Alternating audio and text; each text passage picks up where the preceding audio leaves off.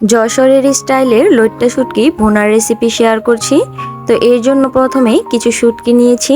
শুটকিগুলোকে ভালোভাবে সেদ্ধ করে নিতে হবে। উপকরণ হিসাবে আলু কুচি, পেঁয়াজ কুচি এবং রসুন থেতলে নিয়েছি, আর সাথে টমেটো আর কাঁচামরিচ নিয়েছি। এরপর কড়াইতে পরিমাণ মতো তেল দিয়ে রসুনগুলোকে ভেজে নিতে হবে অল্প করে। আর একটি কথা, ভিডিওটি আমি খুব বেশি বড় করছি না, অবশ্যই সম্পূর্ণ ভিডিওটি দেখে যাবেন। রসুনগুলো হালকা ভাজা হয়ে এলে দিয়ে দিচ্ছি পেঁয়াজ কুচি। পেঁয়াজ কুচি হালকা ভেজে নেওয়ার পর দিয়ে দিচ্ছি সেদ্ধ করে রাখা শুটকিগুলো।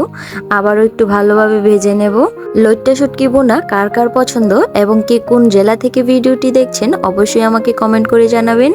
আর ভিডিওটি দেখে যদি আপনার অল্প হলেও উপকারে আসে তাহলে প্লিজ চ্যানেলটি সাবস্ক্রাইব করে যাবেন আর একটি লাইক দিয়ে পাশে থাকবেন। আপনাদের একটি লাইক কমেন্ট আমাদের অনেক বেশি উৎসাহিত করে পরবর্তীতে ভিডিও তৈরি করার জন্য।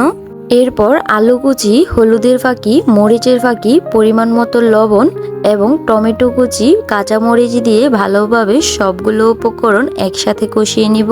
সাথে দিয়ে দিচ্ছি অল্প পরিমাণ পানি। এই পানিটাকে জাল করে শুকিয়ে নিতে হবে। একদমই সম্পূর্ণ পানিটা জাল করে শুকিয়ে নিতে হবে। কিছুক্ষণ জাল করলেই এর উপরে তেল ভেসে উঠবে এবং সম্পূর্ণ পানিটা শুকিয়ে যাবে। সে পর্যায়ে চুলা থেকে নামিয়ে নিতে হবে। রেসিপিটা খুবই সহজভাবে দেখিয়েছি, আপনারা চাইলে বাসায় এইভাবে ট্রাই করে দেখতে পারেন।